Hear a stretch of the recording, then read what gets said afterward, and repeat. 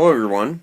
I'm currently remodeling my son's bathroom, and so we were talking about this in class. I decided to go ahead and document the steps here for installing a new toilet. So here are the before pictures. This is the nasty old floor and the old toilet, and then here's the ceiling with the old lights, and you'll see at the end of this I'm putting new lights and new toilet and a new floor in this bathroom. So this is why you want to install the toilet yourself. Lowe's charges $149 to have your toilet installed. Obviously, that's a pretty large sum of money for the work that you're about to see. But also the other issue here is lead time. It's going to take several days for them to get a guy to come out to your house. And time's money. You may need that toilet, so it's just better to install it yourself. So, before we install the toilet, it's important to prep the area where the toilet's going to be. And so if you see right here, alright, we need a piece of baseboard right there and some trim. So what I did is I cut a piece of baseboard that I happen to have on hand, and then I cut a recessed area for the angle stop right there. And the last thing is I shot it with some white spray paint that I had to seal the backside. The front side was primed, but it's important that you seal the backside.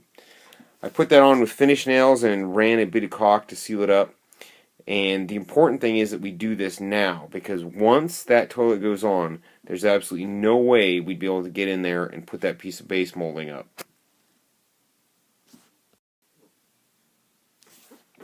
When you open the box, there's essentially three parts: the seat, the tank, and then the bowl. And the bowl has a wax ring that goes on the bottom. That comes with the kit too.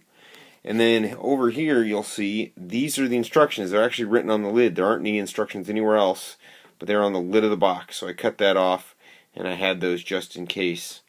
But three parts is essentially it. And the tank is already assembled. All the mechanics inside, it's ready to go. All you got to do is put it together.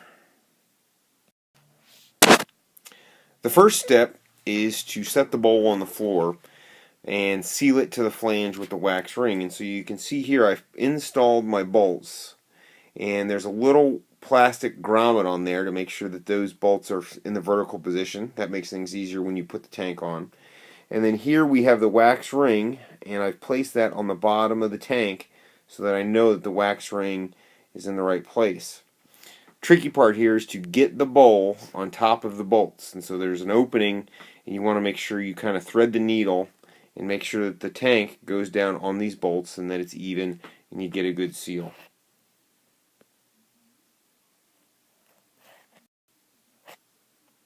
So here the tank is down in place, and then what you need to do is you put on a plastic grommet for the cap, a washer, and then you put on a bolt.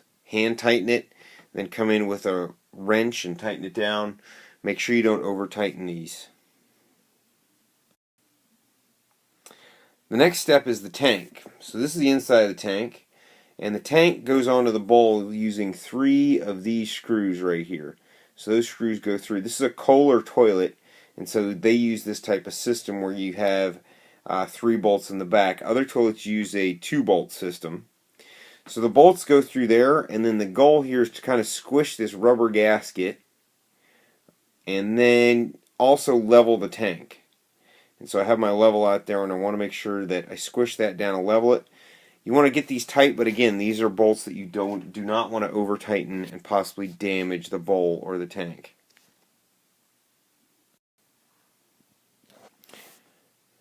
This is a great picture because this shows why it's important to replace the feed line. So if you're replacing a toilet, it's a good idea to replace the feed line. Right here you can see this is the old feed line, and then that's the new feed line. You can see what's missing. There is a rubber gasket that's either gone missing or deteriorated, or maybe a mix of both. So at this time it's really a good idea to spend the extra $6 and get a feed line that you know will not fail. So that feed line has a good gasket, a good compression seal, and so I'm going to use that. And then this is the new feed line installed. Just goes on hand tighten on top and then a wrench on the bottom. So here we basically have the moment of truth. This is the first flush. All the plumbing fittings have been installed, and then I filled the tank, and so now I'm ready for the first flush. So this is the first flush, and before I flush it, you see there's a new technology in here. This is called a piston engine inside, and this supposedly provides a more effective flush. We'll find out shortly.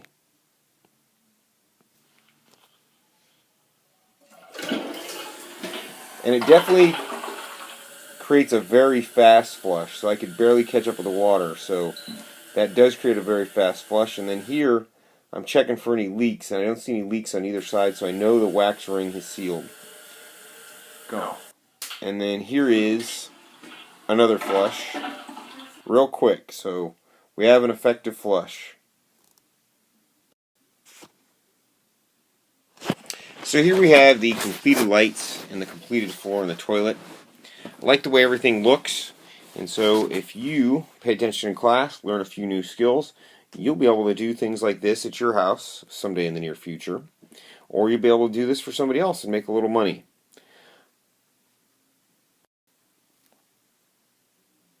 Total install time for the toilet was about 30 minutes.